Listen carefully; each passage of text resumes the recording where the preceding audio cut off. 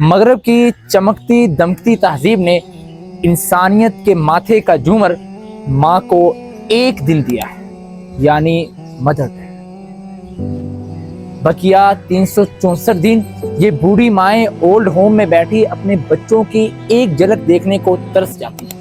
مغربی تہذیب کے گن گانے والے لوگ کبھی بھی اس کا یہ رویہ بے نقاب کرنے کی کوشش نہیں کرتے، جبکہ اس کے مقابل اسلامی تہذیب نے ماں باپ کے بڑے حقوق بیان کیے، حتیٰ کہ جناب رسول اللہ صلی اللہ علیہ وسلم نے فرمایا الجنت تحت اقدام الامہات، جنت ماؤں کے قدموں تلے ہے۔ اور ایک دوسری حدیث میں فرمایا کہ اگر عشاء کی نماز میں میں اپنے صحابہ کو نماز پڑھاتے ہوئے کھڑا ہو جاؤں اور میری ماں دروازے سے آواز لگائے یا محمد، تو میں اپنی نماز چھوڑتے ہوئے کہوں لبیک یا امی۔ ہمیں اسلام نے یہ سکھایا ہے کہ ماں باپ کی ہمیشہ قدر کرنی ہے۔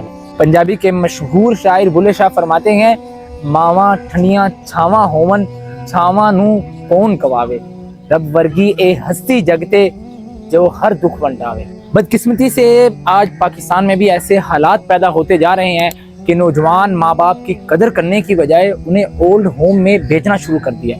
پچھلے دنوں ایدی اولڈ ہوم سے منسوب ایک ایسی ہی تحریر نے کئی چہروں کو مضطرب کر دیا، لیکن ہمارے جوانوں کو شاید بہت دیر تلک سمجھا۔